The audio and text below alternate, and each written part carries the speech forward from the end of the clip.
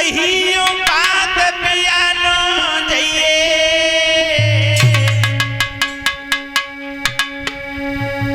और मेरे सजन को बुलाई कि बिटरिया महल में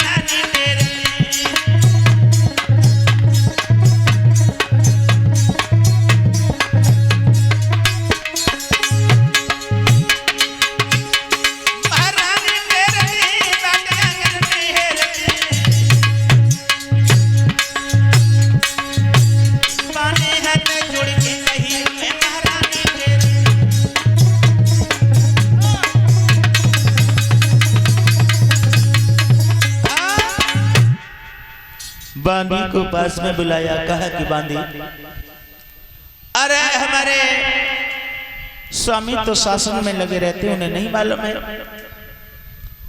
हमारी बेटी जो रुक्मिणी है शादी के योग्य हो चुकी है। घर में जब बेटी सयानी हो जाए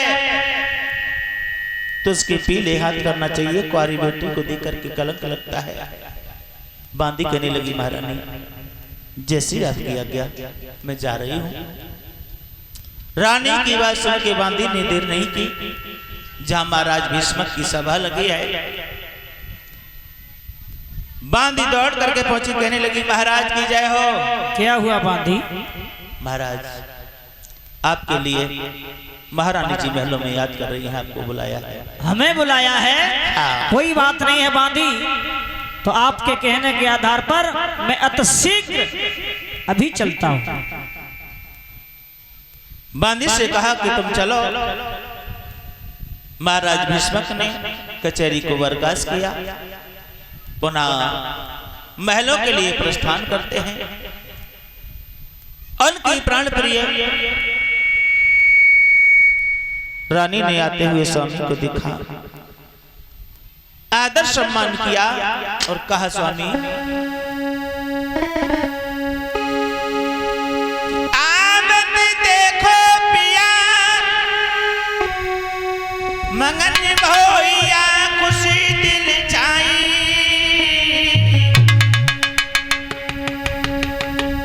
ले पंखा ढोले प्यार रे जन ऐसी अरज सुना।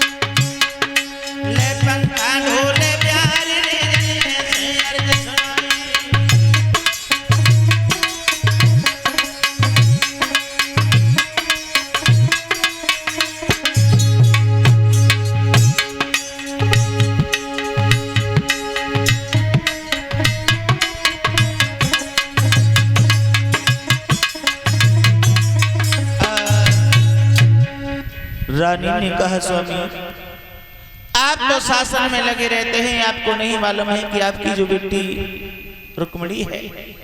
हाँ क्या हुआ रुक्मिणी को? हुआ कुछ नहीं, आपकी बेटी शादी के योग्य हो चुकी है। आप इसके लिए सुंदर घर वर देखो जिसके साथ में रुक्मिणी का विवाह किया जाए। महाराज भीष्म कहने लगे चिंता न करो, समय आने दो, समय आने पर मैं रुक्मिणी के लिए कोई न कोई सुंदर घर वर देख करके जिसके साथ में रुक्मिणी का विवाह करेंगे। महाराज भीष्म कह करके चले जाते हैं। धीरे धीरे धीरे धीरे जब समय व्यतीत होता है, महाराज भीष्म अपनी सभा में बैठे हैं। सभी सभा के लोग बैठे हैं। भीष्म कहने लगे अरे सभा के लोगों, आज हम तुम्हारे लिए एक बात पूछना चाहते हैं, क्या कोई हमें बता सकता है? बोले पूछो। भीष्म कहने लगे हम सभी सभा के लोगों से पूछ रहे हैं, हमारी बेटी रुक्मिणी शादी के योग्य हो चुकी है। अगर तुम्हारी नजर में कोई ऐसा लड़का हो जिसके साथ में हम अपनी बेटी का विवाह कर सकते हैं। सभी सभा के लोग चुप हो गए, किसी ने कुछ नहीं बताया। एक उठ करके खड़ा हो गया, कहने लगा महाराज हाँ हम बताएं। बताओ। अगर रुक्मिणी का विवाह जरासंध के साथ में कर दिया जाए तो कैसा रहे? बिल्कुल नहीं, अरे उसको तो भगवान कन्हैया ने 70 बार हराया, उसके साथ नहीं करेंगे। कोई और दूसरा बताओ। वो बैठ गया, दूसरा खड़ा हो गया, कहने लगा महाराज हम बताएं। रुक्मिणी का विवाह अगर दुर्योधन के साथ में हो जाए तो कैसा रहेगा? बिल्कुल नहीं, दुर्योधन राजा जरूर है लेकिन बहुत बड़ा घमंडी है, उसके साथ में नहीं। कोई और बताओ। बोले जब एक बताता है तो दूसरा उसकी बुराई करना शुरू कर देता है। किसी ने नहीं बताया। कुछ समय बाद महाराज भीष्म का छोटा लड़का था जिसका नाम था रुक्मेश। क्या इस सभा के बीच में हमारा भी अधिकार है बोलने का? रुक्मेश हाँ बोलो। हमारी सभा में सभी को बोलने का अधिकार है, कोई भी बोल सकता है। कहो क्या कहना चाहते हो? हम कहना ये चाहते हैं कि हमारी रुक्मिणी बहुत सुंदर है और इसकी शादी के लिए जो द्वारकाधीश भगवान कन्हैया के साथ में हो जाए